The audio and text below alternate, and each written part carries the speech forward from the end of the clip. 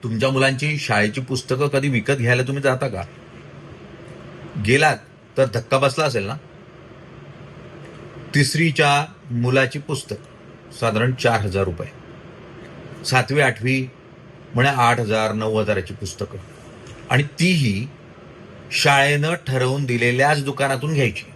बरं, इतकंच नाही, जर तुम्ही दुकानावर गेलात आणि म्हटलं की ही 4 पुस्तकं आमच्याकडे आहेत, आम्हाला उरलेले फक्त 4च पुस्तकं हवी आहेत, तर तशी मिळत नाही.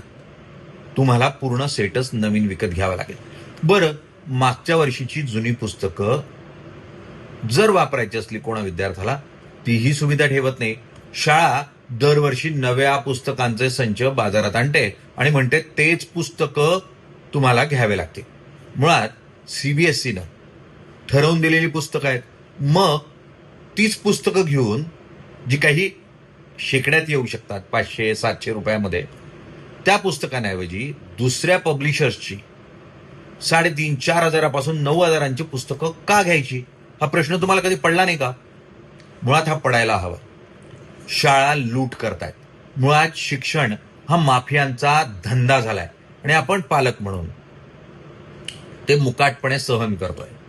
सहन का करतोय? तर सामाजिक दबाव आहे म्हणे.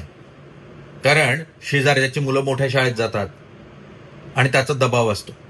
बरं, आज तुम्ही 4 पैसे चांगले कमवताय म्हणून तुम्ही देऊ शकता, उद्या नसले तर काय करायचं? मुळात शिक्षण आणि शिक्षणासाठी म्हणून सरकारच्या सुविधा, अनेक शाळा म्हणजे 18,000 शाळा बंद झाल्याच्या बातम्या सातत्यानं समोर आल्या. सरकारी शाळा बंद होत आहेत, खासगी जिथे हव्या तिथे उगवत आहेत आणि त्यातून कोट्यावधी रुपये जे आहेत ते कमवले जात आहेत.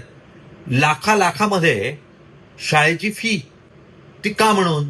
बरं, इतकंच नाही, मग काही सणवार आला, काही उत्सव आला, त्यानिमित्तानं शाळेत काही कार्यक्रम असला की मुलांसाठी ड्रेसही म्हणे मुलांच्याच पालकांनी शिवून पाठवायचे. त्याचं डिझाईन शाळा पाठवणार, तेही कोणत्या ड्रेसच्या दुकानातून घ्यायचे तेही शाळाच ठरवणार.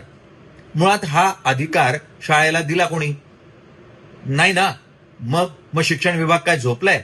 आणि पालक म्हणून आपण एकत्र येऊन यावर बोलत नाही. आपण मंद झालोय कारण आपण प्रतिक्रिया देत नाही. आणि जोपर्यंत पालक या पूर्ण प्रकरणामध्ये उठाव करत नाही, सरकारला जाग येत नाही, तोपर्यंत ही परिस्थिती सुधारणार नाही.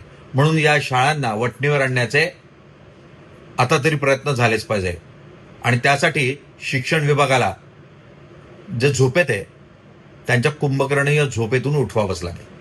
आज ब्लॅक अँड व्हाईटमध्ये इतकंच. उद्या पुन्हा भेटू नव्या विषयासह.